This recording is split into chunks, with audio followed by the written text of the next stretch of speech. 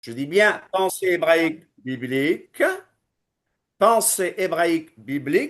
pas rabbinique, bien qu'on ait beaucoup de choses à apprendre des rabbins, mais nous parlons de la pensée hébraïque biblique. Amen. Et le sujet d'aujourd'hui est pour moi encore très intéressant, même si c'est pas les Mm. sujets qu'on aime, dont on aime parler. Aujourd'hui donc, nous allons parler de quoi? De quoi allons-nous parler encore une fois? On continue avec le même sujet, n'est-ce pas? L'enlèvement. Enlèvement. L'enlèvement, mais on Ouais. pose une très bonne question, n'est-ce pas? Oui. Vous êtes d'accord? On a posé une Amen. question ici.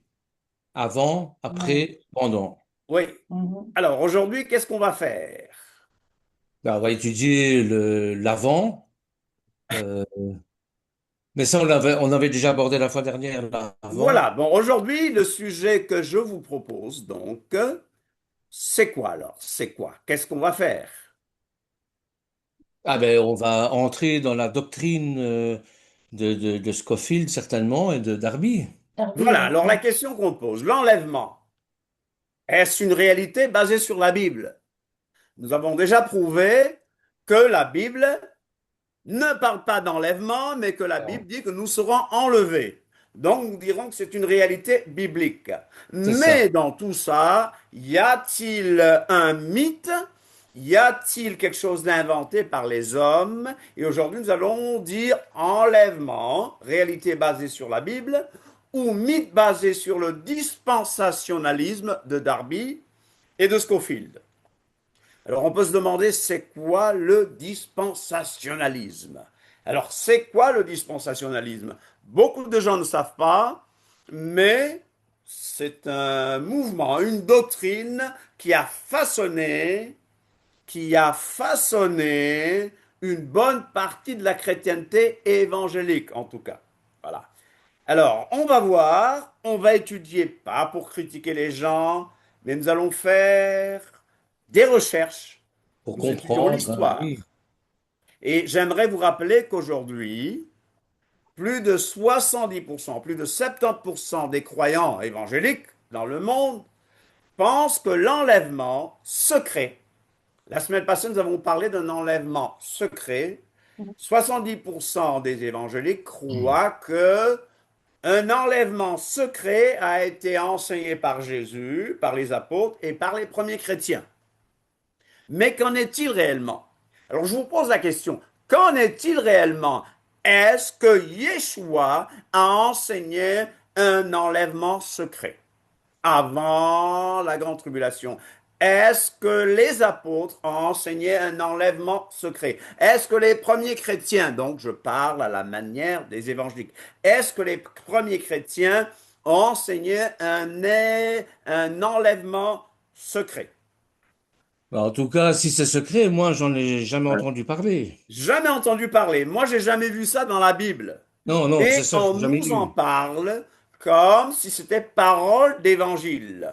Comme si c'était parole d'évangile. Il y a quelqu'un qui a fait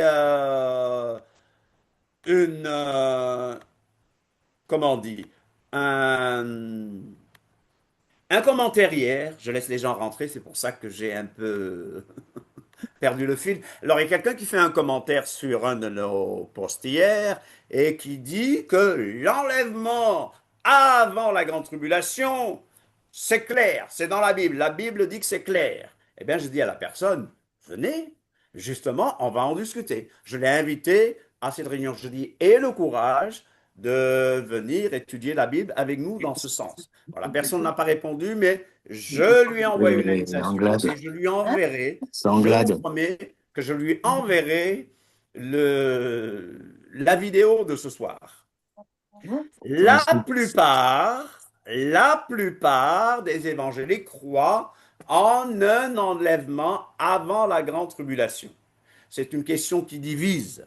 Alors pourquoi est-ce qu'ils croient en un enlèvement de l'Église avant la grande tribulation? Alors ils nous Mais c'est rappellent, pas moi que j'écoute. ils Ouais. font référence, par exemple, à la délivrance des croyants de la colère à venir. Vous voyez, pour eux, ils insistent que nous ne sommes pas destinés à la colère. Et ce que vous ne savez pas, c'est qu'ils font une séparation entre l'Église et Israël. En tout cas, ceux qui ont émis, ceux qui ont inventé le dispensationalisme et les théologiens qui le comprennent un peu plus, font une séparation nette entre l'Église et Israël dans le plan de Dieu. Alors, il parle de la nature de la tribulation comme étant un jugement sur le monde. Vous comprenez que donc, majoritairement, les évangéliques croient que l'enlèvement de l'Église se fera avant la grande tribulation. T'as qu'à te le mettre. Je t'ai Pardon? envoyé le lien. C'est un Zoom. Pardon? D'accord, tu réponds à quelqu'un. Voilà, beaucoup de débats, ça divise, mais on va Non, voir, mais on va c'est pas étudier les connu. choses. Ce qui nous intéresse, c'est les faits. Alors, certains orateurs, ok? Je parle de certains orateurs qui sont très connus. Je ne vais pas citer de nom à ce stade, parce que ce n'est pas Mhm. pertinent, mais Non, certains mais orateurs, t'as certains envoyé le lien auteurs, sur WhatsApp. Ah oui. Pas WhatsApp. Ah oui. on va Ouais, Coupez les couper les micros, s'il vous micros. plaît. Coupez les micros, s'il vous On va plaît. couper les micros si, Oui. voilà, s'il n'y a pas d'intervention dans ce sens. Alors, il y a des orateurs, des auteurs qui ont la réputation d'être des spécialistes de l'eschatologie, la doctrine, la fin des temps. Ils sont connus comme des spécialistes. D'après eux, ils donnent l'impression de maîtriser le sujet, de maîtriser l'eschatologie par une éloquence apparente, une rhétorique qui semble logique aux yeux d'un public et de croyants non avertis, et de théologiens amateurs et bricoleurs. Mais quand on connaît la Bible, quand on connaît la parole de Dieu, on voit que leur discours, comme les érudits en la matière le disent, ce sont des théories non prouvées. Ils font un charabia théologique, une rhétorique pseudologique. Je ne donne pas de nom, mais je rappelle que c'est pas parce que ces orateurs-là, c'est pas parce que ces auteurs-là sont respectés, bien connus, invités, que tout ce qu'ils disent est basé sur la parole de Dieu. Le savez-vous? Tout ce qu'ils disent n'est pas basé sur la parole de Dieu. Ils fascinent, je vais utiliser le mot fasciner plusieurs fois aujourd'hui, ils fascinent certains par des arguments, par un enseignement, par un argumentaire qui semble fascinant, mais qui n'est pas toujours biblique. Hello! La théorie de l'enlèvement secret de l'Église tire son origine du 19e siècle. Je vous l'ai prouvé la dernière fois. Et je vous rappelle que l'enlèvement secret de l'Église avant la grande tribulation tire son origine doctrinale d'une invention d'un prêtre jésuite. Vous me suivez? Ruth, tu as bien dit que c'était une doctrine qui venait du catholicisme. C'est un prêtre jésuite qui a inventé cette doctrine du retour de Yeshua en deux phases. Mais sincèrement, personne n'a pu prouver cela à partir du texte biblique. Vous êtes là? Je ne vous entends plus. Amen, amen. Donc, ça a commencé avec le catholicisme qui essayait de cacher un sombre et profond secret. Vous voyez que les pionniers protestants avaient découvert que le catholicisme était le pouvoir de la bête, c'est ce que les protestants disaient. Donc, pour couvrir cela, les jésuites, au milieu des années 1800, ont conçu cette théorie de l'enlèvement non biblique. Donc, c'était une réaction au protestantisme qui les a poussés à inventer cette théorie. Ils ont changé les prophéties de Daniel. Par conséquent, aujourd'hui, nous avons ce canular secret de l'enlèvement avant la grande tribulation. Les jésuites, les jésuites, leur but principal était de détruire tous les juifs et les chrétiens protestants. Est-ce que vous le savez? Vous allez me dire, mais quel rapport? Parce que c'est un jésuite du nom de famille de Ribera. Je vous en ai parlé la dernière fois, qui a commencé à travailler sur le millénarisme. Après sa mort, le jésuite Lacunza a achevé son travail, qui comprenait l'enseignement de l'enlèvement rétribulationniste. Il a publié son livre sous la fausse identité d'un prétendu rabbin juif. Donc, il se fait passer pour un rabbin juif converti du nom de Rabbi Ben Ezra. De nombreuses années ont passé lorsqu'un pasteur écossais du nom de Perkins a trouvé l'ancien livre et l'a traduit en anglais et est tombé amoureux de l'enseignement nouveau et amélioré de l'enlèvement. La fraternité morave, tout ça, a suivi cet enseignement. Darby a été invité à étudier avec eux et a également accepté l'enlèvement pré-tribulationniste comme évangile. Il écrivait beaucoup et il a bientôt enseigné à Spurgeon, à Moody, à Scofield et bien d'autres un enlèvement avant la tribulation. Vous êtes encore là? Oui, oui. Amen. Alors, on Amen, revient amen. encore une fois à Edward Irving, dont j'ai parlé la dernière fois. On est en train de revoir, de résumer ce qu'on a vu. Edward Irving, lui, il a prédit la fin du monde pour 1868. Ça va? Amen. Et il a travaillé donc sur cette œuvre écrite par ce prêtre dont je vous ai parlé. Avant la publication du livre de Lacunza, qui enseignait le retour de Yeshua ou de Jésus-Christ en deux phases, l'enlèvement secret de l'Église, personne ne pensait, personne ou presque ne pensait cela. Personne n'enseignait cela. Jusqu'à ce qu'il y ait la création du dispensationalisme prémillénariste, le post-tribulationnisme était la position de la majeure partie de la chrétienté. Cette idée des deux phases a été reprise par Edward Irving et John Darby, puis par Scofield, auteur de la Bible Scofield. OK? Donc, nous voyons que ça vient du catholicisme. Nous voyons d'où ça a inventé. Mais l'enlèvement secret de l'Église tire ses origines mystiques aussi du 19e siècle. Je vous ai parlé de cette jeune fille, de cette jeune Écossaise, Margaret MacDonald, âgée de 15 ans, n'est-ce pas, qui avait eu cette vision du retour du Seigneur en deux étapes, en deux phases.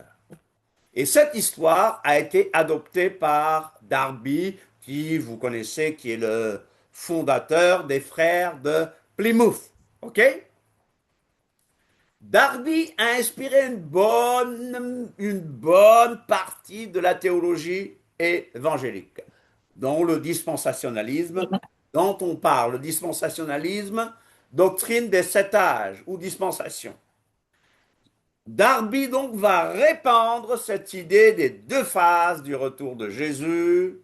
Il va parler d'un enlèvement très pré-tribulationniste, dispensationaliste. Cette jeune fille, MacDonald, donc donne la vision, Darby et d'autres l'épousent et vont la répandre. On disait que cette jeune fille-là, qu'elle avait cette vision du retour de Jésus. Darby avait peut-être déjà ses opinions et Darby considéré que les manifestations de cette fille n'étaient pas de Dieu, et pourtant, il a bien épousé cette manière de voir les choses. Donc, le retour pré-tribulationniste de Yeshua en deux phases ne vient pas de Dieu, mais vient vraiment d'un rêve.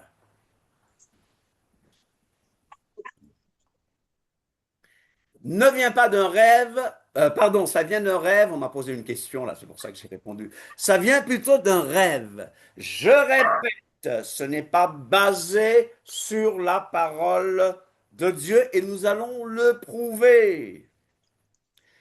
Je répète et je me répète, je sais que je me répète, je sais que je me répète, je sais que je dis la même chose. Donc ça s'appuie sur la vision d'une jeune écossaise.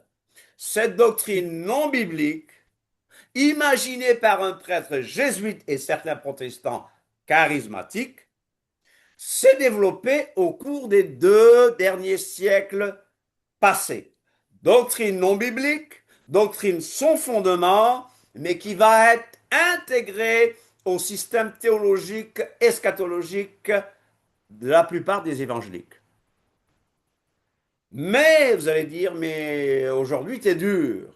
Cet enseignement découle plus de l'imagination que de la parole de Dieu et je donnerai les preuves qu'il faut. Une doctrine donc qui vient d'une prétention à la révélation personnelle. Et si je parle du dispensationalisme, la Bible, quand elle parle de dispensation ou d'administration, ça n'a rien à voir avec ces 7 phases dont Darby et Scofield parlent.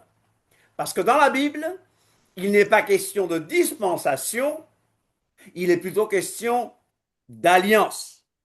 Amen. Nulle part la Bible ne définit une série de dispensations. Et quand Paul parle de la dispensation de la grâce de Dieu, il parle du ministère qu'Élohim lui a confié pour les Éphésiens, par exemple. Paul ne parle pas de période. Je reviens à Darby. Darby est bel et bien le père du dispensationalisme moderne. Darby, inspiré par d'autres, on peut le dire, est l'inventeur de la théorie de l'enlèvement secret. Darby a produit une traduction de la Bible, on le sait, mais cette tendance, cet enseignement est de tendance vraiment récente. Cet enseignement dispensationaliste pré-tribulationniste est rentré dans tous les foyers à travers aussi la Bible Scofield. Et cette Bible Scofield a eu une grande influence sur le monde évangélique. Je ne vous entends plus. Je ne vous entends pas là. Amen. Amen. Là, Amen, nous sommes voilà. là, amen. Alors, ma question était celle-ci. J'ai donné beaucoup d'informations, mais je dis, est-ce une réalité biblique? Nous avons montré des versets qui semblent parler de l'enlèvement. Bien que le mot enlèvement ne soit pas dans la Bible, nous avons tout simplement le mot nous serons enlevés à la rencontre du Seigneur, n'est-ce pas? Mais nous avons cet homme comme Darby qui va venir avec une nouvelle théorie. Est-ce que vous connaissez Darby? Oui. Qui connaît Oui. Darby? À travers sa Bible, oui. À travers la Bible Darby, n'est-ce pas? Et une Bible qui est réputée pour sa fidélité aux textes originaux et grecs. Mhm. Amen. J'ai des doutes. On peut dire Amen, Oui, mais amen. j'ai des doutes. Mm. Quand, dans 1 Corinthiens 11, Darby parle de la scène dominicale. Scène dominicale. Le mot scène dominicale n'est dans aucun texte original de la Bible. Il parle de la scène dominicale. Et nous avons appris en tant que messianique des nations, juif messianique que certains sont, et messianique des nations, nous avons bien appris que la scène, c'est bien à Pessah.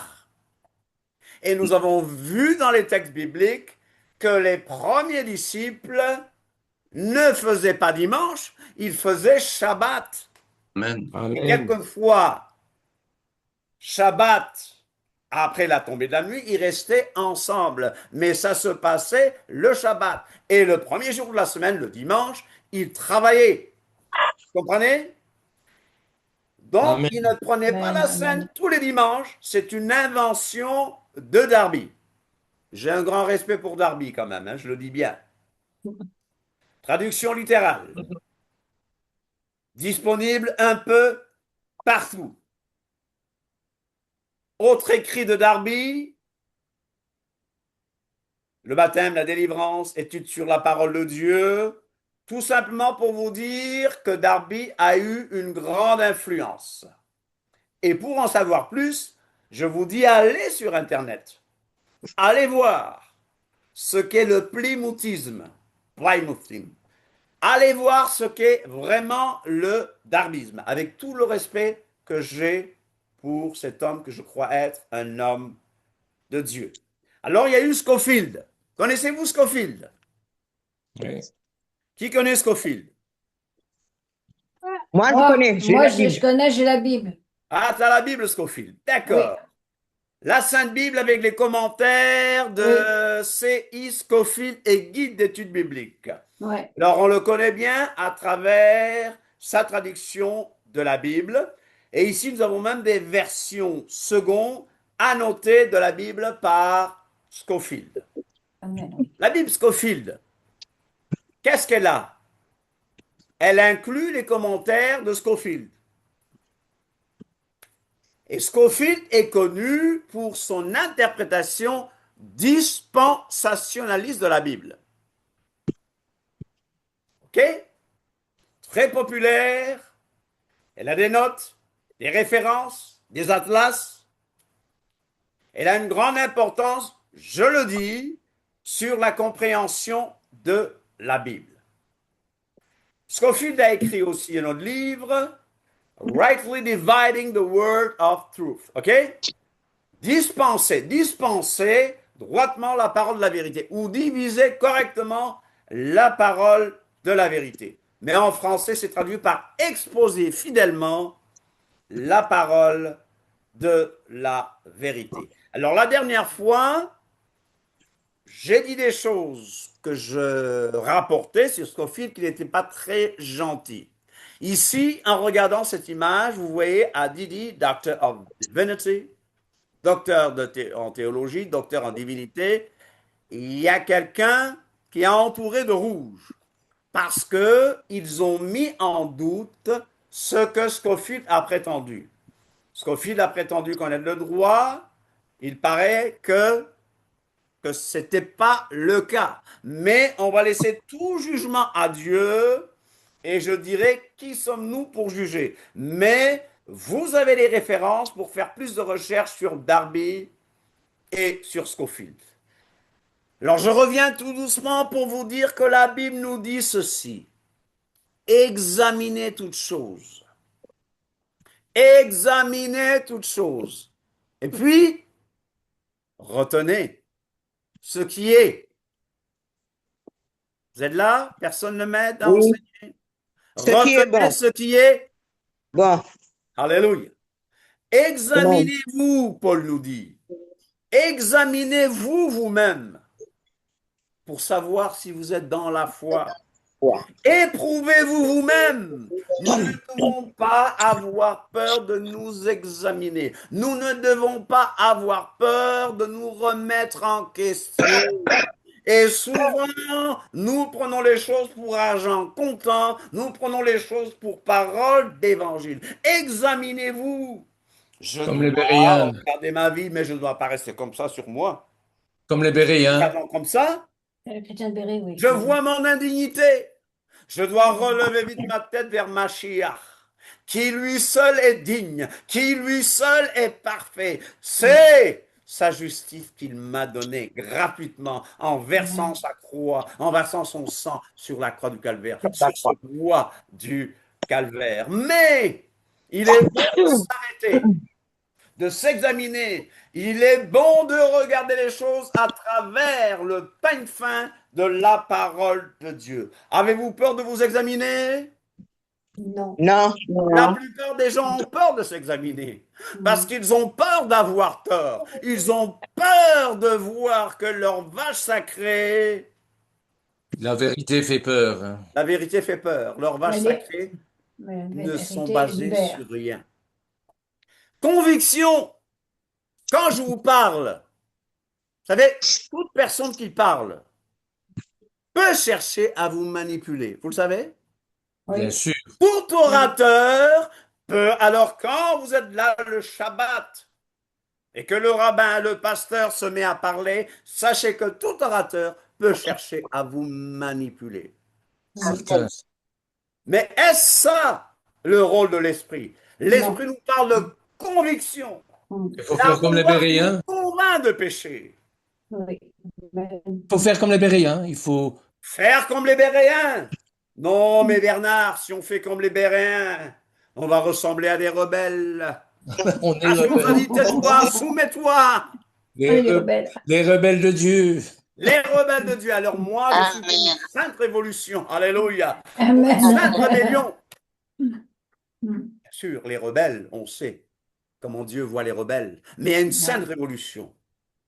Manipulation.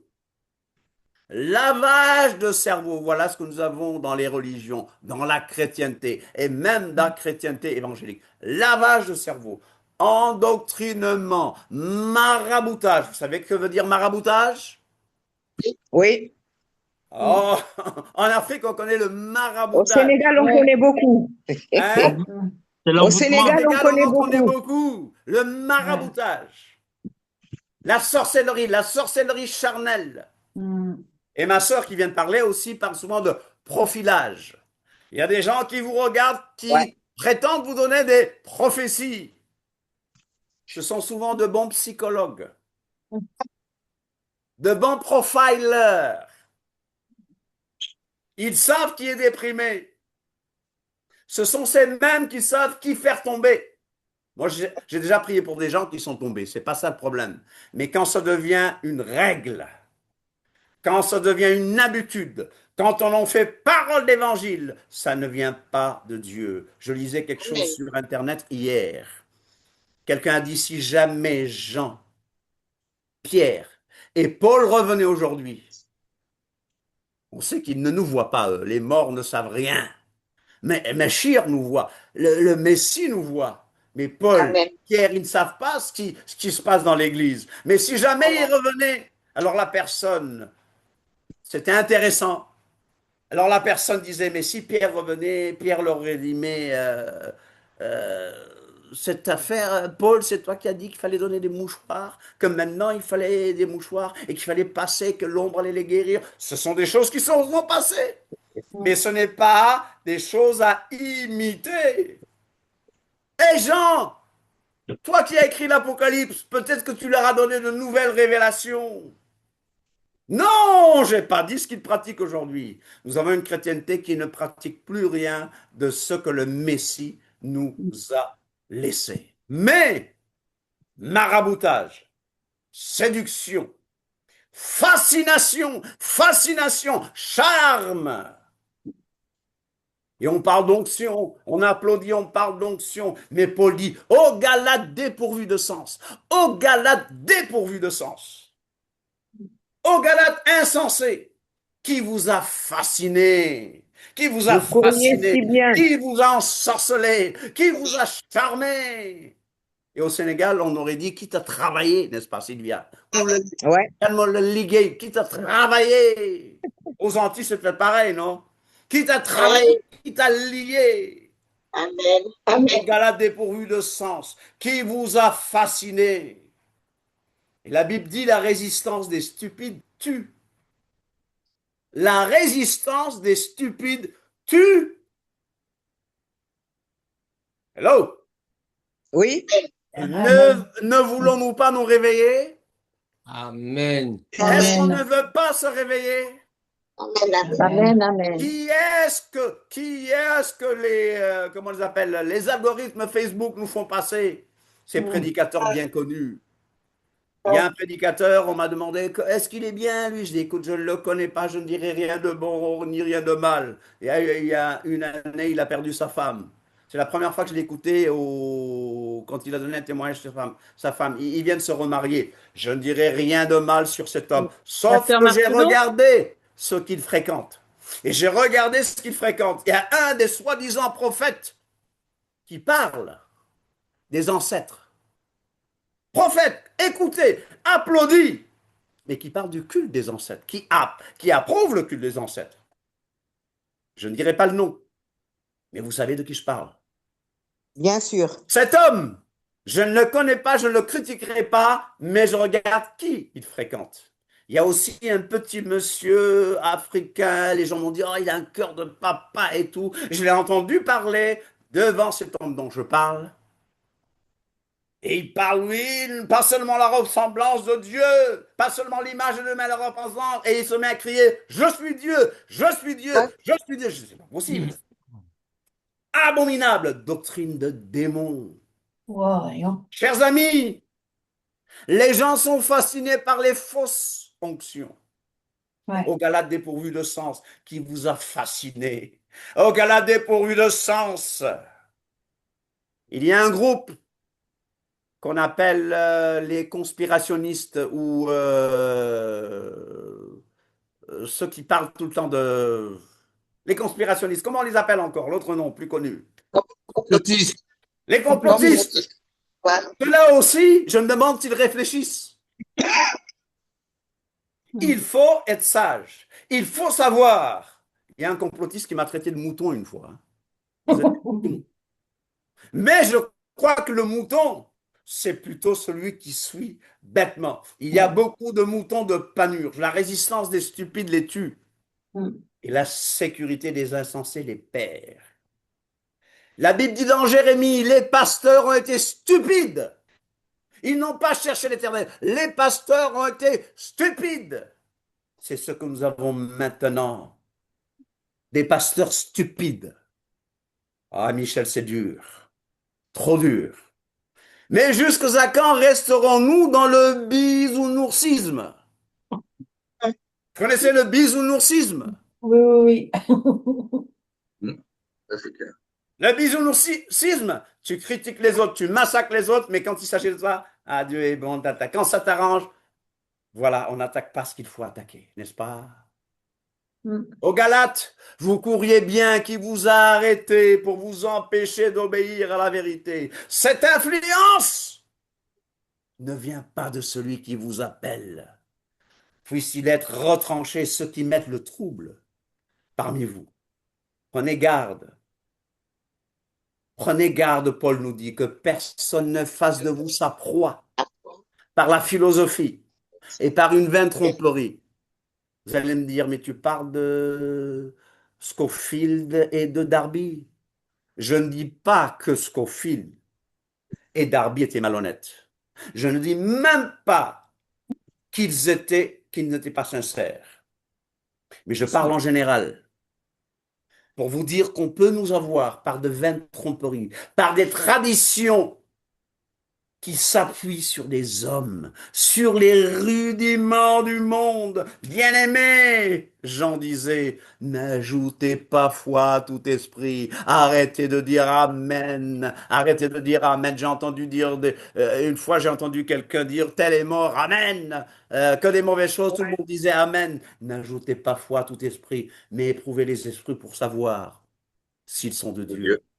Alléluia, s'ils sont de Dieu. Donc, Yeshua lui-même nous dit de nous méfier, de nous garder les faux prophètes. Oh, tu ne touches pas aux loin de l'Éternel. C'est ça. Loin de l'Éternel.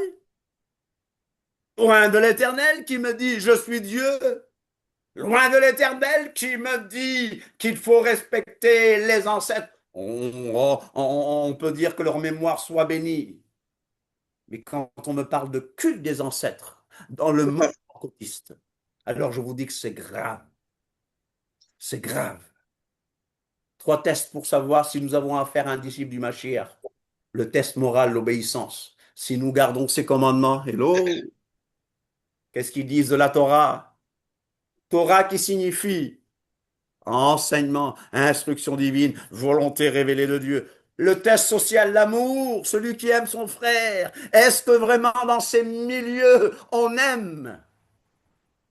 Le test doctrinal, la vérité et la croyance. Le test doctrinal. Alors, je ne condamne personne ici, je le rappelle. Si Michel t'a cité des noms, à part Scofield et Darby et les jésuites, j'ai pas cité de nom. On est d'accord? On est d'accord? Oui. Alors, tout doucement, qu'est-ce que le dispensationalisme? On va voir si ça colle avec la parole de Dieu. Oh, Michel, tu nous montres ta Bible, mais tu ne l'ouvres pas. Non, vous avez des textes bibliques que je vous donne là. Le dispensationalisme s'inspire du plan des 7 âges. 7 âges, pardon. 7 âges. OK? Qui vient d'Augustin d'Hippone, Saint Augustin et d'autres enseignants. Alors, on parle de 7 âges, d'Adam à Noé, de Noé à Abraham, d'Abraham à David, de David à l'exil, l'exil de Babylone, de l'exil à l'incarnation du Christ, de l'incarnation à la parousie, retour glorieux de Christ, le millénium. Augustin d'Hippone était évêque d'Hippone, d'accord? Théologien, etc., etc. Alors, c'est merveilleux. Alors, Darby et Scofield sont inspirés de cela pour nous parler de cette dispensation, la dispensation de l'innocence. Amen.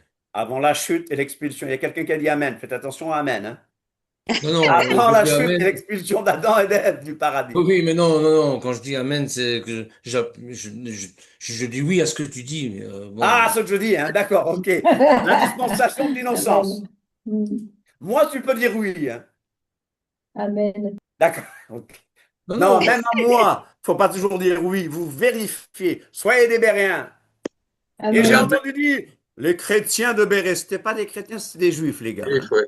Ouais, ouais, ouais, Ouais, ouais. les juifs C'était de des Béret. juifs, hein, d'accord. Ouais. La dispensation de l'innocence, Mm. avant la chute et l'expulsion d'Adam et d'Ève du paradis. La dispensation de la conscience, d'Adam à Noé. La dispensation du gouvernement, de Noé à Abraham. La dispensation du règne des patriarches, d'Abraham à Moïse. La dispensation de la loi, de Moïse à Christ. La dispensation de la loi, vous voyez, après il parle de la dispensation de la grâce. Chers amis, ces deux choses-là ne sont pas bibliques. Parce que dans la loi, dans la Torah, il y a la grâce. Ouais. Et dans la grâce, la Torah n'est pas abolie. Dans Amen. la grâce, la Torah est spirituelle. La Torah, Amen. elle est Alléluia. bonne. Mm. Alléluia. Amen. Amen. Après, Exact. 7e dispensation, la dispensation du royaume millénaire. Christ régnera sur la terre pendant 1000 ans, littéralement, nous le croyons. Le millénium qui se terminera par la révolte de Gog et Magog, nous le croyons, n'est-ce pas? Oui. Mais je rappelle, la Bible ne parle pas de dispensation dans ce sens, mais d'alliance.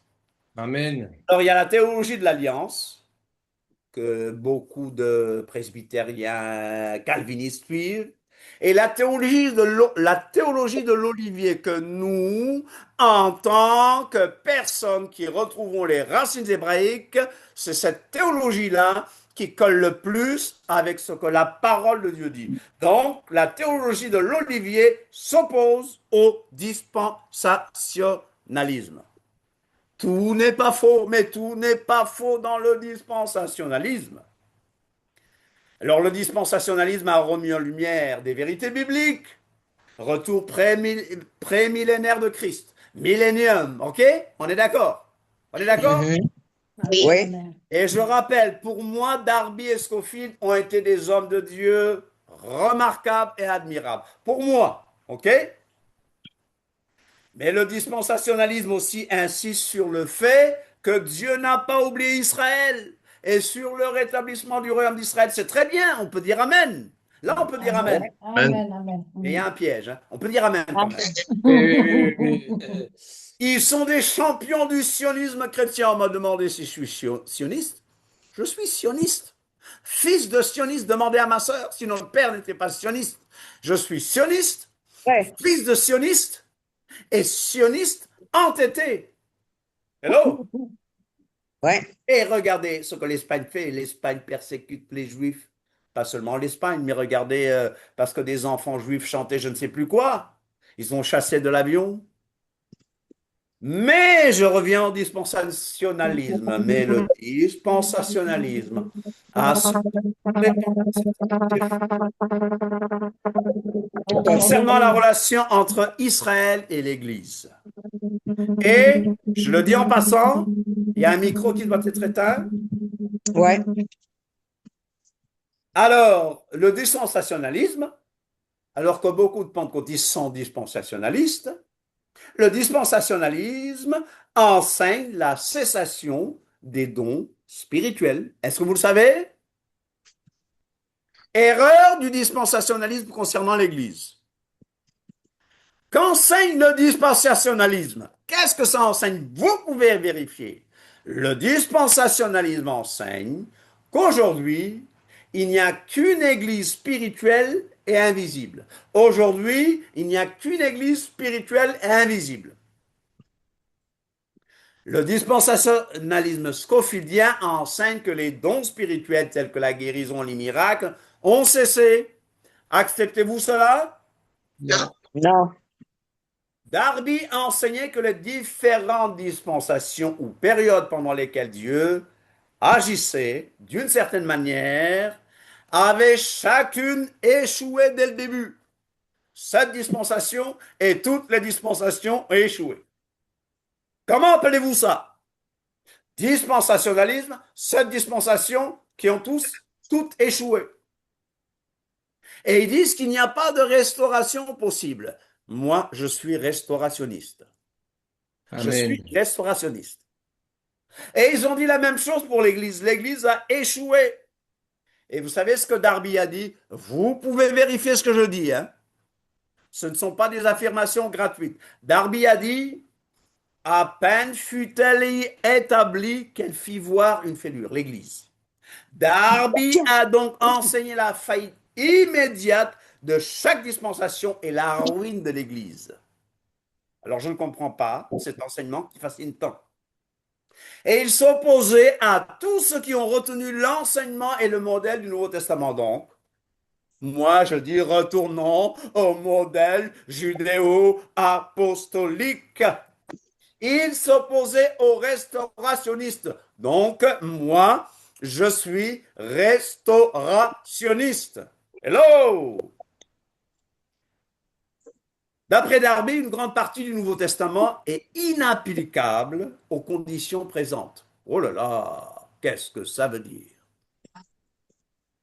Ils enseignent que l'ère présente de l'Église est tout à fait inconnue de l'Ancienne Alliance. Oh là là là là là là là là. Ils disent que l'ère de l'Église est une grande parenthèse car les Israélites ont rejeté le royaume. Mhm. Et que dit la Bible? La Bible montre clairement que ce temps spécial de la grâce a été non seulement conçu et prévu par Dieu lui-même, mais bien présent dans l'Ancienne Alliance. Amen. Pour le dispensationalisme, l'Église ne se trouve pas ou ne se trouve presque pas ou difficilement chez les prophètes. Vous croyez ça? Non. C'est-à-dire que les prophètes ne parlent pas de l'Église. D'après Darby, d'après les dispensationalistes, les prophètes ne parlent pas de l'Église. D'après les dispensationalistes, l'Ancien Testament, comme ils l'appellent, ne parle pas de l'Église. La Bible enseigne le contraire. Joël, L'Église se trouve Joël dans le les dit. prophéties et les visions des prophètes de l'Ancienne Alliance, chers amis. Amen. Ouais. Amen. Les dispensationalistes croient que l'essentiel des prophéties de l'Ancienne Alliance se rapporte au royaume des Juifs. Donc la première partie de la Bible, c'est pour le royaume des Juifs seulement. Encore une fois, la Bible enseigne le contraire. L'essentiel des prophéties de l'Ancienne Alliance se rapporte à la venue du Mashiach, Yeshua pour mourir à sa première venue. Depuis Genèse 3. Oui, bien sûr.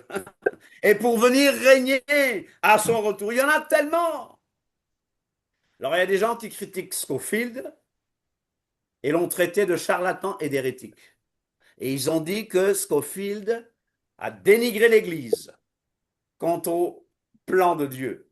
Que Scofield a élevé l'Israël national à un rôle supérieur à celui de l'Église. Que Scofield enseigne que les promesses prophétiques d'une nouvelle alliance sont seulement pour Israël restauré. Que Scofield a fait des spéculations sur Armageddon. Alors, champion du sionisme chrétien, ça c'est bon. Alors on continue un peu. Ils enseignent la dispensation de la grâce, qu'ils opposent à la dispensation de la loi. Et ils disent la dispensation de la grâce générale de Dieu à tous les habitants de la terre touche à sa fin. Le point final de cette présente dispensation sera marqué par l'enlèvement des saints du Nouveau Testament. L'ivraie commence déjà à se séparer du blé. Ça, c'est ce qu'ils enseignent. Les erreurs du dispensationnisme concernant l'Église et Israël. Tout en rejetant le supersessionnisme, la théologie du remplacement. Je dis bien, les dispensationalistes rejettent la théologie du remplacement d'Israël par l'Église. Mais ils enseignent en même temps que sous la nouvelle alliance, la loi mosaïque a été abolie. Donc la loi a été abolie. Le dispensationalisme enseigne la quoi? Enseigne quoi? L'abolition de la loi. Vous comprenez? Faites vos recherches. Faites vos recherches. Il me semble que le pasteur n'a pas ouvert son micro. Comment le prévenir? Ah, donc j'ai fait tout ça pour rien là. Apparemment. Hello les juifs que nous avons là. Hello nos amis juifs qui sont là. Nous en avons beaucoup dans ce groupe. Hello mes amis juifs. Êtes-vous d'accord avec ça? Mais bien sûr que non. Amen. La nation juive, un juif répond, la nation juive n'entrera jamais dans l'église. C'est ça Jamais. qu'enseigne le dispensationalisme. La Bible démontre la continuité entre Israël et l'église. Amen. Ouais. Amen, amen. Ouais. Les élus de tous les temps forment un peuple unique avec un seul pasteur et un seul sauveur, Yeshua Amen. HaMashiach. Amen. Alléluia. Amen. D'après le dispensationalisme, l'Église est composée uniquement de ceux qui ont été sauvés de la Pentecôte à aujourd'hui. Chose que nous avons démontré. Nous avons déjà démontré que l'Église n'a pas commencé à la Pentecôte, mais que l'Église date bien avant la Pentecôte. Alléluia. Qu'il y avait l'Église dans le désert et que Yeshua dit, je bâtirai mon Église. David, tu peux me dire si maintenant tu m'entends sur Facebook? Oui, je t'entends, oui. Ok, voilà, très bien. Il y a juste une petite coupure à un moment donné. Ok, très bien. Voilà. Les dispensationalistes enseignent que Dieu a poursuivi deux desseins distincts.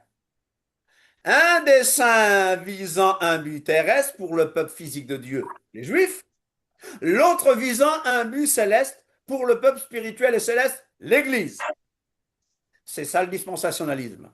Vous pouvez vérifier, je n'invente rien. Selon eux, Dieu a promis un royaume terrestre aux Juifs sous le règne de Moshiach Mashiach ben David, mais au rejet du Messie par les Juifs, le royaume terrestre fut reporté à plus tard. Et la forme mystérieuse du royaume, l'Église, a été établie. Les Juifs recevront un royaume terrestre et éternel. L'Église est un royaume céleste et éternel. Vous comprenez? C'est ça le dispensationalisme. Donc le dispensationalisme diffuse la théologie de la séparation.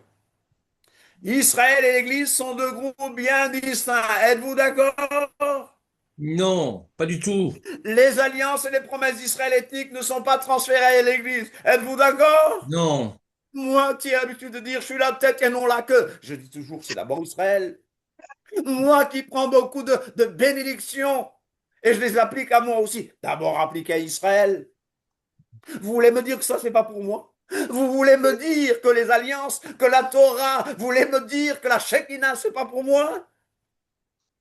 Heureusement que Paul est là pour me rassurer. Il me dit que c'était à eux, mais en même temps, il me dit que je peux entrer. Alléluia. La Amen. vérité. Les dispensationalistes enseignent que le royaume terrestre des Israélites aurait pu être établi lors de la première venue du Mashiach, car c'était à ce moment-là prédit de sa venue que les choses devaient se réaliser. Le dispensationalisme ignore le concept du reste fidèle d'Israël. Nous savons, et j'ai devant mes yeux un reste fidèle d'Israël. J'ai un faible reste pour le moment d'Israélites qui connaissent Yeshua comme Mashiach. Voici ce Amen. reste fidèle. Et nous savons qu'à la fin, tout Israël sera Sauvé. sauvé. Amen. Alléluia, alléluia, alléluia. Il pousse l'Église à ignorer ses racines juives. Le dispensationalisme pousse l'Église à ignorer ses racines juives. Mais nous, au contraire, nous sommes heureux de retourner nos racines, de retrouver nos racines hébraïques. Alléluia. Amen. Selon le dispensationalisme, les alliances, les bénédictions et promesses à Israël ethnique ne s'appliquent pas directement à l'Église. Oh là là là là. Cette distinction implique le fait qu'il y ait donc, le fait, c'est pas un fait, implique donc trois groupes de gens sur la terre. Israël ethnique, l'Église et les gentils. Le dispensationalisme porte un très grand intérêt aux Juifs, gloire à Dieu. Oui. Mais je rappelle que le judaïsme messianique, auquel nous appuyons sur la parole de Dieu, parle plutôt de la théologie de l'olivier. Bon, les juifs dispensationalistes, on les appelle des chrétiens hébreux. Les erreurs du dispensationalisme concernant la fin des temps et le salut. Le dispensationalisme enseigne que le retour de Christ se fera en deux phases, une invisible et une visible.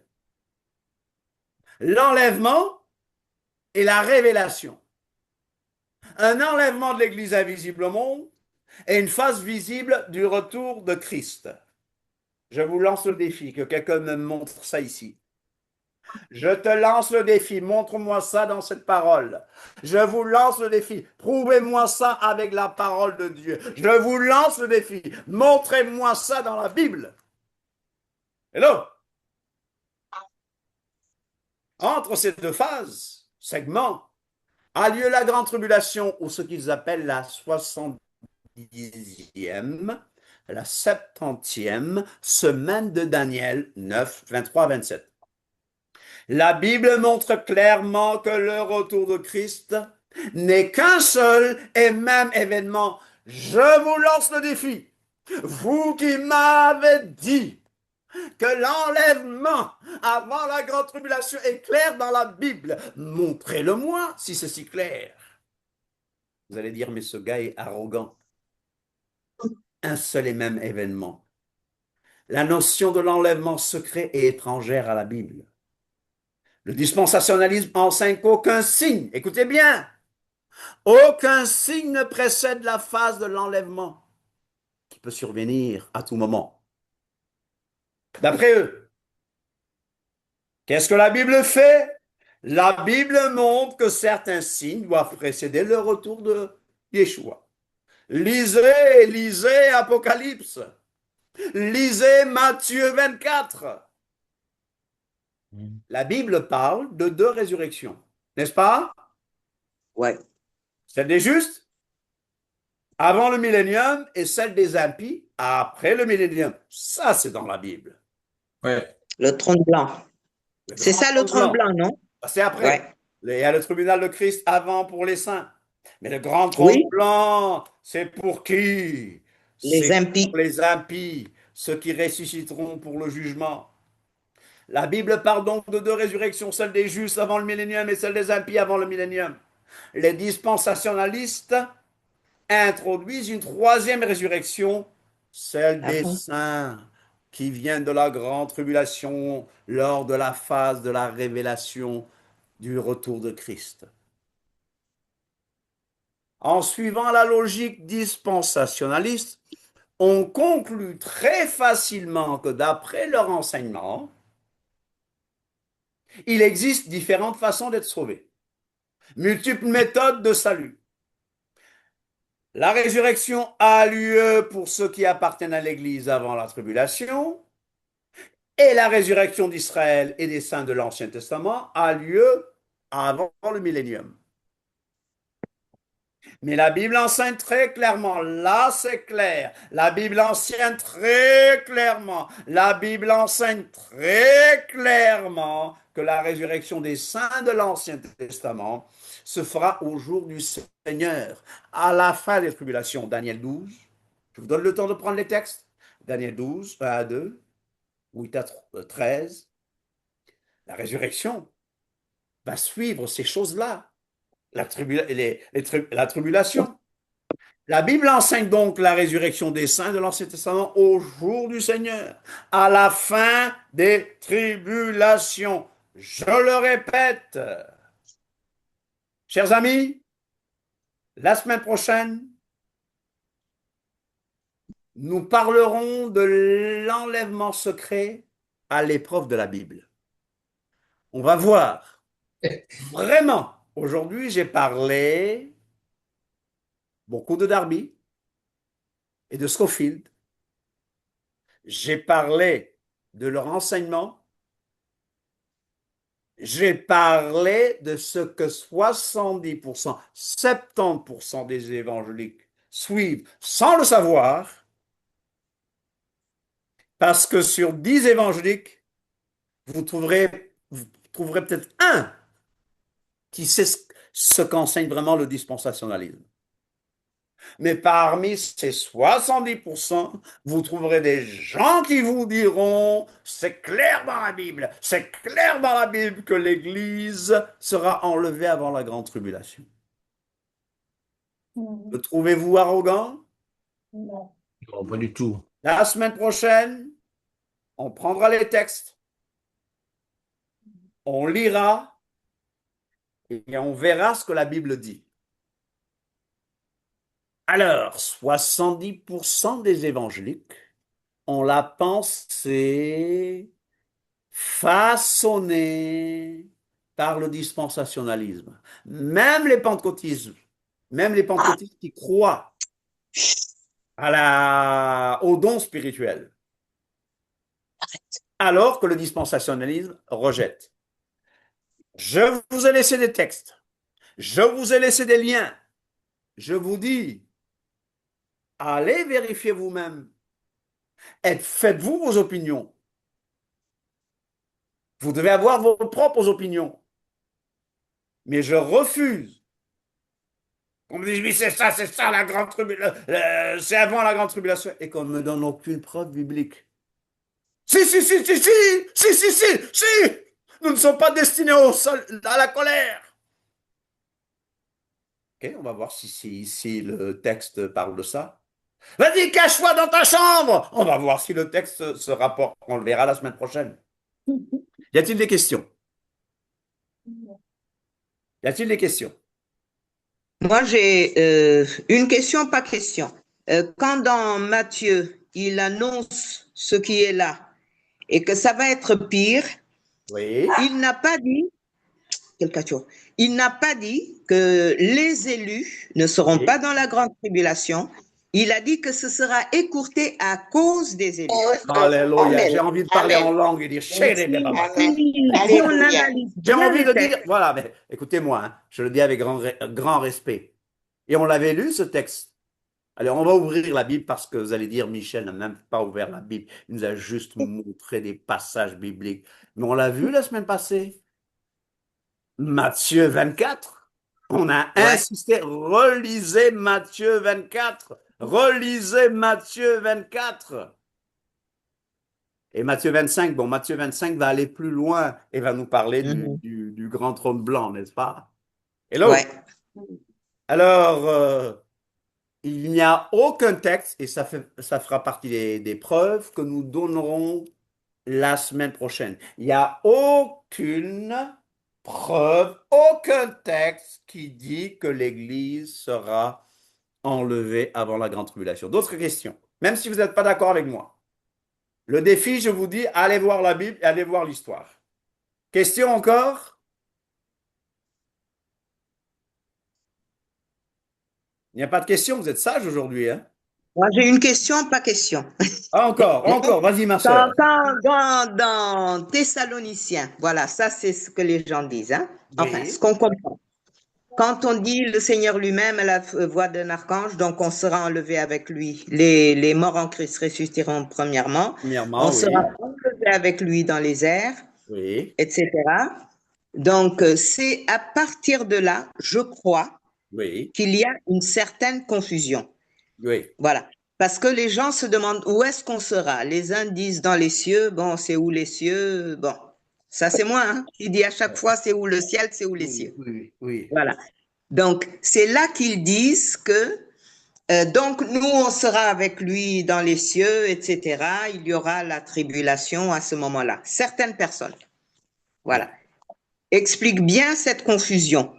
Écoute, la Bible dit que nous serons enlevés dans des nuées. Dans des nuées, à Voilà, sa rencontre. voilà. Mais la Bible ne parle pas de ciel. Paul, Absolument. Dans avec ce, l'enseignement de Paul, nous avons appris, on peut conclure qu'il y a trois cieux. ouais, D'accord? Il n'en a parlé qu'une fois du troisième ciel, on peut conclure. Il n'y a pas cieux des sept cieux. cieux comme dans le Talmud et l'islam qui a imité le Talmud, etc., etc. Et je reviens au même passage. Yeshua, de sa propre bouche, a dit, personne n'est monté au ciel. Au ciel. Sinon, Ce n'est le Fils de l'homme qui est celui dans qui le était. ciel. Ah, si. Enoch est monté au ciel. Enoch a été enlevé. Élie a été enlevé. Alléluia. Quand on va dans Hébreu, où il est question d'Enoch, on dit bien, il est écrit, c'est dans la foi qu'ils sont tous morts. Donc, Ouais. même Enoch, et elle est tellement loin avec Dieu que Dieu l'a pris. Mais la La Bible, chair et le sang n'hériteront pas. oui, mais la Bible nous enseigne, en parlant d'Enoch, qu'Enoch est mort. Ouais. Élie a été enlevé, mais pourquoi est-ce qu'après l'enlèvement d'Élie, Élie réapparaît? Est-ce que vous le saviez? Personne n'est monté au ciel si ce n'est le Fils de l'homme qui est dans le ciel. Le jour de la Pentecôte, Pierre dit, David n'est pas monté au ciel.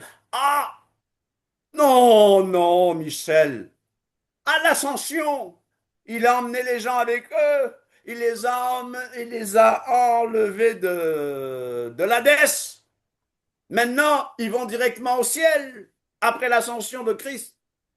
Et après l'ascension de Christ, Paul nous dit que David n'est pas monté au Il a ciel. monté au ciel. Alors, la chose est que Yeshua lui-même a dit, Père, je remets mon esprit entre tes mains. Étienne a dit, Adon Yeshua, reçois ma rouach, reçois mon esprit. Nous sommes reçus dans les mains du Père, c'est sûr. Ouais. Nous sommes reçus. Le Seigneur reçoit notre esprit, ça c'est sûr. Mais l'âme, elle va où l'âme? Tu ne laisseras pas mon âme dans le séjour des morts. C'est-à-dire qu'on dort. Mhm. On dort.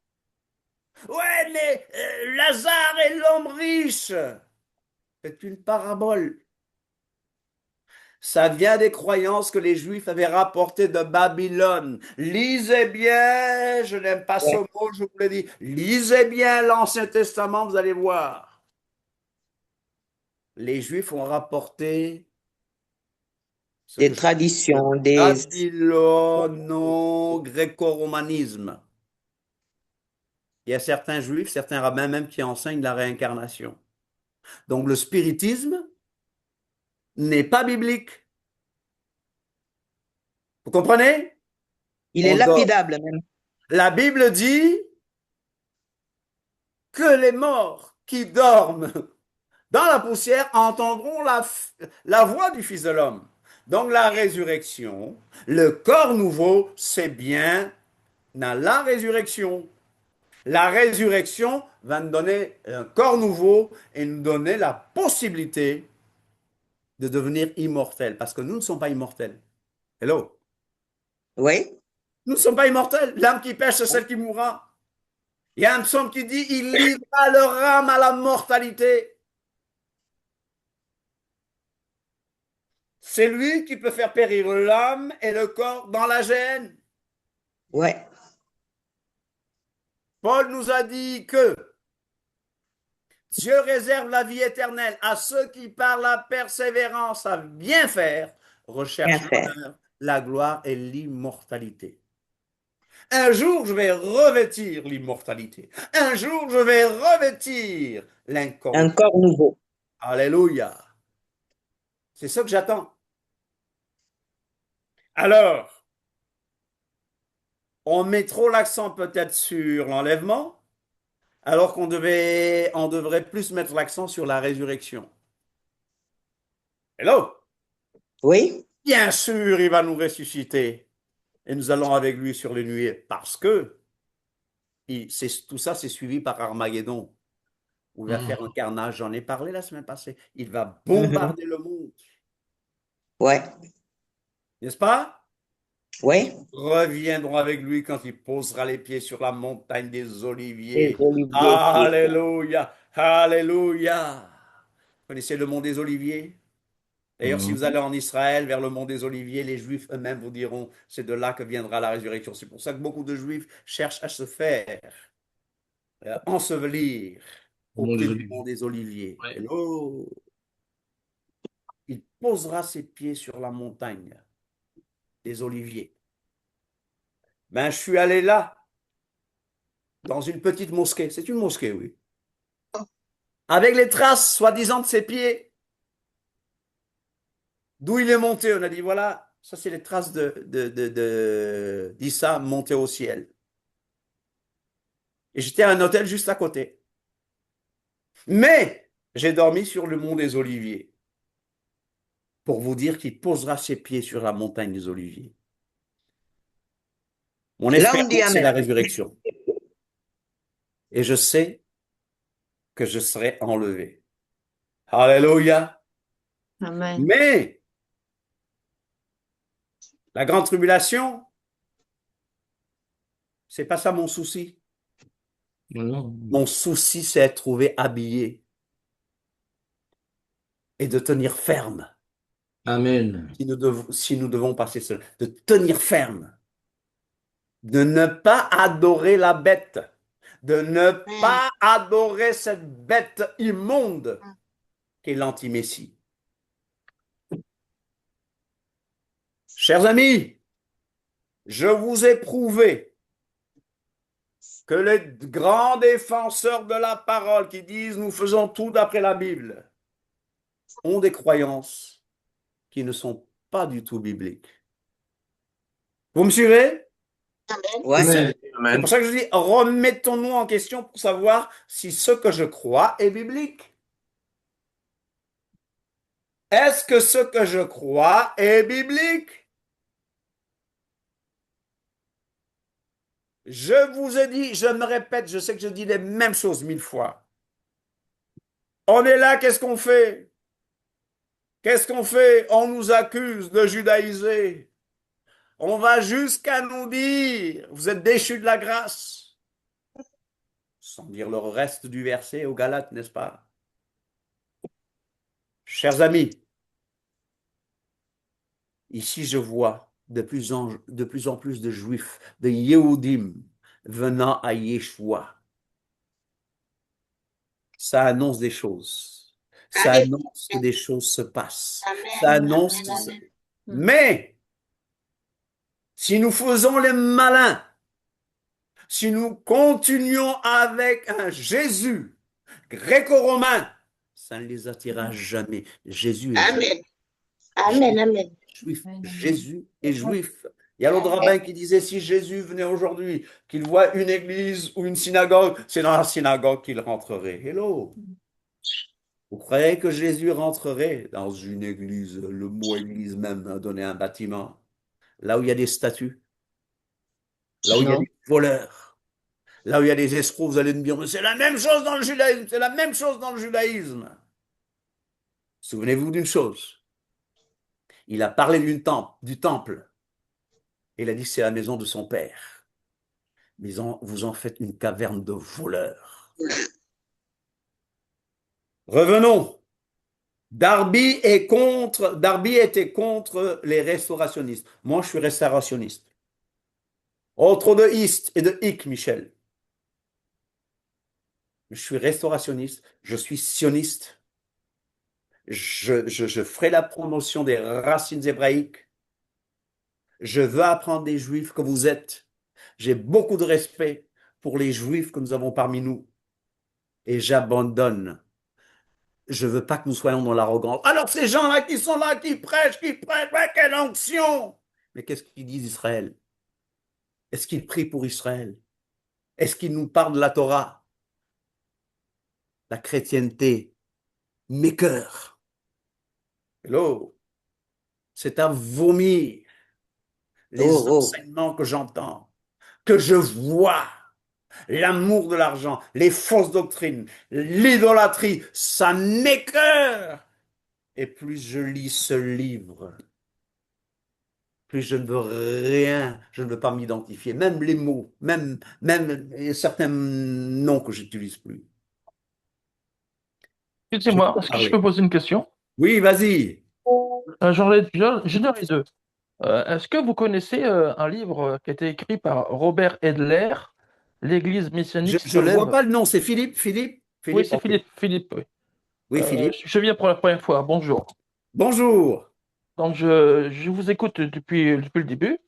Ok. Donc, je suis complètement d'accord à ce que vous dites. Par contre, j'ai deux questions. Ok. Est-ce que vous connaissez le livre de Robert Edler, L'Église messianique se lève? Je l'ai quelque part ici, oui, oui. Vous êtes d'accord avec ce qui est dit dedans? Je suis d'accord avec presque tout, sauf la question où il dit que les chrétiens ne doivent pas observer le Shabbat. C'est un peu ça, hein, il ne le dit pas comme ça. Ah, d'accord, ok. D'accord, ok. Voilà. Bon, ça c'est pas vrai. Mais bon, donc je suis d'accord avec vous. Voilà. Maintenant, j'ai une deuxième question. Qu'est-ce que Oui. vous entendez quand vous dites que vous êtes sioniste? Oui. Qu'est-ce que vous entendez par... Justement, souvent j'ai peur d'utiliser, mais pour faire court, le sioniste, c'est celui qui reconnaît le droit d'Israël ethnique et Israël qui s'est joint et même les convertis. Et convertis, même ceux qui sont devenus juifs, ils ont le droit de retourner sur cette terre. Cette terre a été donnée aux Israélites, elle appartient aux Israélites. La Palestine n'existe pas, ça n'a jamais existé. Je ne dis pas qu'il faut les chasser, qu'il faut les tuer. C'est pas ce que j'ai dit. C'est pas ce que j'ai dit. Mais c'est une terre, il est clair qu'elle a été donnée aux Israélites et que pour le moment, Israël n'occupe qu'un petit bout, mais qu'avec le Mashiach, ce sera du Septentrion au midi. du Nil à l'Euphrate. Allez, frère. Et c'est pas eux qui diront, ils peuvent chanter maintenant de la rivière à la mer, et la plupart de ceux qui chantent de la rivière à la mer ne savent pas de quelle rivière il s'agit et de quelle mer il s'agit. Demandez-leur, vous allez voir. Ils racontent n'importe quoi. Donc, pour faire clair, la Bible est sioniste, et même le Coran, Ouais. que je n'accepte pas, hein, même le Coran est sioniste, parce que le Coran dit que la terre appartient aux Juifs. Amen. Ouais. Alors, c'est-à-dire le droit des Juifs de retourner sur leur terre ancestrale. Ils ont l'autorité biblique. Akadosh Baruch Hu, le Saint qu'il soit béni, a dit que cette terre est à eux et nous n'avons rien à dire.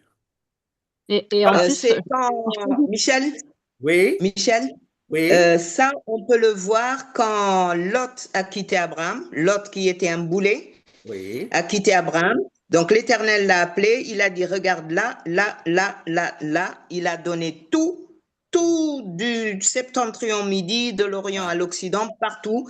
Je te le donne. Ouais, Voilà, donc ça, c'est clair. ouais. Je peux te poser une autre question? Excuse-moi, Je voudrais Katia, juste j'ai coupé ajouter, Katia. je remarque, pas de souci. Ça, c'est d'un point de vue idéologique. Nous sommes tous d'accord avec ça parce que nous connaissons la parole, grâce à Dieu. Il y en a qui connaissent pas la parole. Mais toutefois, ce qu'on peut leur dire, c'est comme argument, c'est, excusez-moi, mais avec tout le respect que je vous dois, 50 pays musulmans dans le monde, plus de Ouais, 150 chrétiens, zéro pour les juifs. Donc, ouais, c'est quoi le calcul? Où est l'équilibre? oui, S'ils n'ont pas le d'accord. droit d'avoir un seul pays à eux, alors que chaque religion est représentée dans les pays. C'est Ouais, ouais. complètement, d'une façon logistique, c'est complètement aberrant, quoi. Donc on voit bien que c'est spirituel. Bien Je peux vous poser une dernière question? On va finir avec ça, là, avec les deux interventions, et après, Philippe, tu poses là. Comme D'accord. Sylvia disait, Lot. La Bible nous dit c'est bien Lot qui a étendu ses tentes jusqu'à Sodome. C'est bien ça? Ouais. Mhm. C'est Lot qui a étendu ses tentes jusqu'à Sodome. Donc, il a choisi ce qui est mauvais, etc., Ouais. depuis le départ. Et quand on voit encore la construction, si vous relisez Néhémie et Esdras, on parle des Arabes et la Bible dit que les Arabes n'auront point part Ouais. à Jérusalem. D'accord? Mhm. Ça va? Philippe, Oui. vas-y pour ta question. Philippe? Oui, oui, pardon, je vais fermer mon micro. Oui, alors, vous avez dit que Armageddon aurait lieu pendant le millénium. Alors moi, Avant le millénium. d'accord, parce que moi, Armageddon, il y a deux Armageddon. Il y a Armageddon, non, la guerre de Gog et Magog d'Ézéchiel 38, et il y a la guerre de Gog et Magog de Apocalypse 16. Voilà. Bon, vous voulez Donc, voilà, savoir. Apocalypse 16 parle d'Armageddon.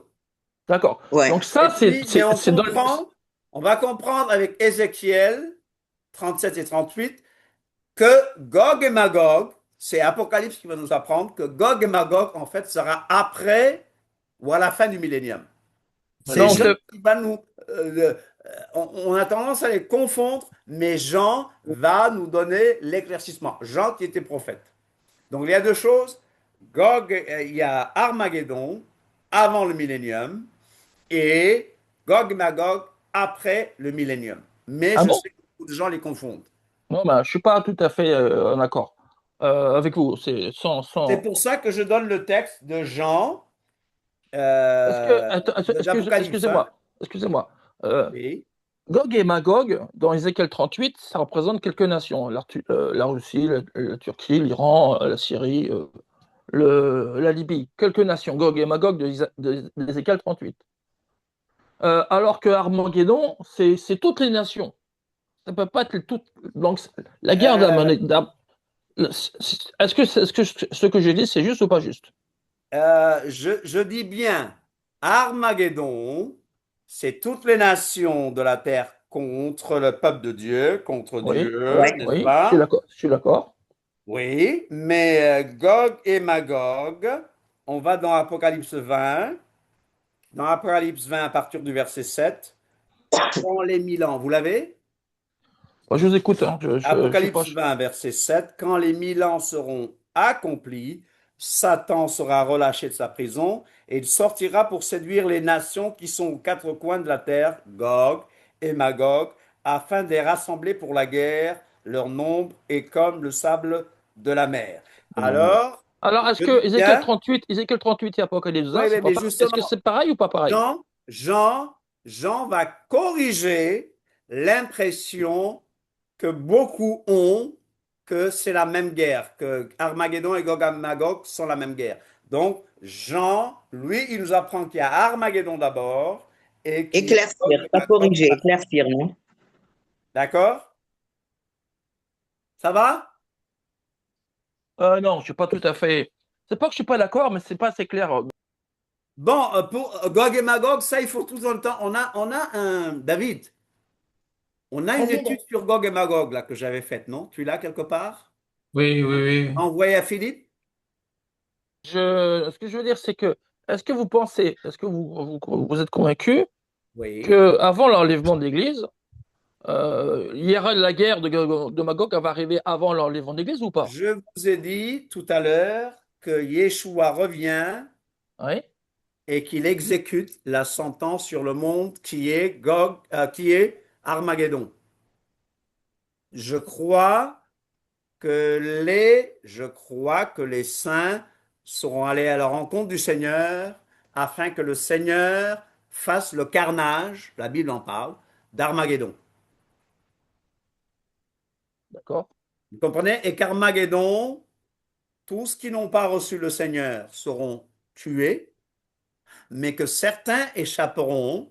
Comme je dis, je ne sais pas totalement pourquoi, mais je crois que les enfants en bas âge qui n'ont pas l'âge de la raison échapperont au carnage, que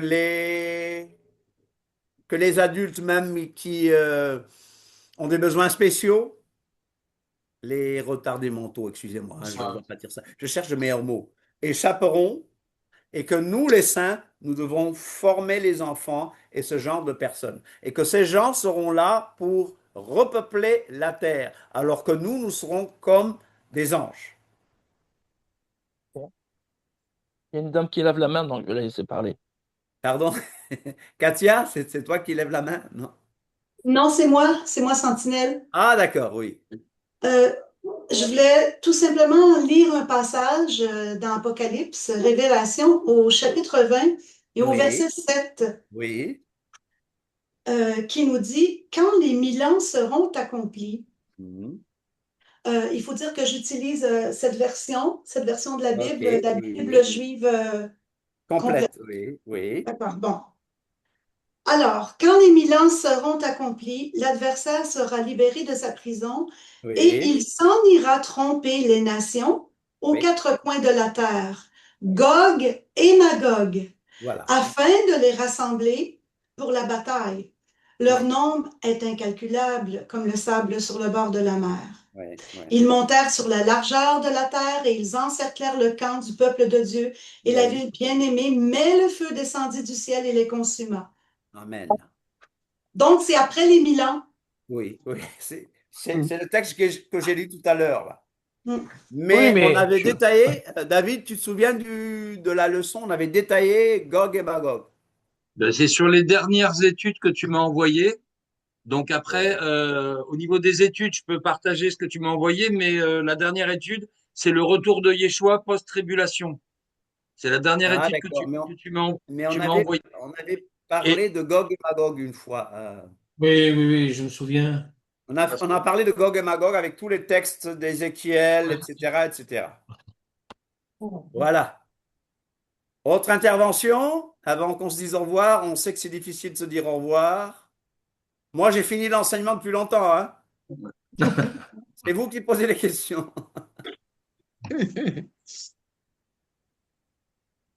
Ben, disons qu'il faut faire très attention parce que euh, j'étais moi aussi, enfin, ça m'a heurté en tout cas quand j'ai entendu ça, qu'il y avait Oui, deux saluts, un oui, salut pour les Juifs oui, euh, qui devaient suivre la loi mosaïque et les chrétiens la loi de Yeshua, enfin la loi de Jésus-Christ. Mm. En Ah bon, réalité, c'est le même Messie pour oui. les deux. Un seul absolument. pasteur, un seul Messie. Et le principe d'Exode, c'est une Torah pour les étrangers et pour les Israélites. C'est ça. D'un côté, il y avait la théologie de substitution, Oui, l'Église remplace Israël, et de l'autre côté, bon, ben, chacun chez soi, les Juifs c'est Moïse et les chrétiens Jésus. non, Voilà. c'est une Et c'est hérésie. faux. C'est pas vrai, c'est Ouais, faux. Ouais, c'est faux. c'est C'est faux, c'est faux. complètement. Amen. Bon, moi, je peux aller jusqu'à minuit, je vous ai toujours dit cela. Et ceux qui sont obligés de partir, bon, je vais arrêter Facebook. Au revoir. Bon, il y a eu un bug sur Facebook, donc je ne vais pas publier le Facebook puisqu'il n'y avait pas de son. Mais j'attendrai David pour le Zoom qu'on pourra envoyer donc aux autres personnes de Facebook. Merci beaucoup, que la donne vous bénisse. Merci Jean-Pierre.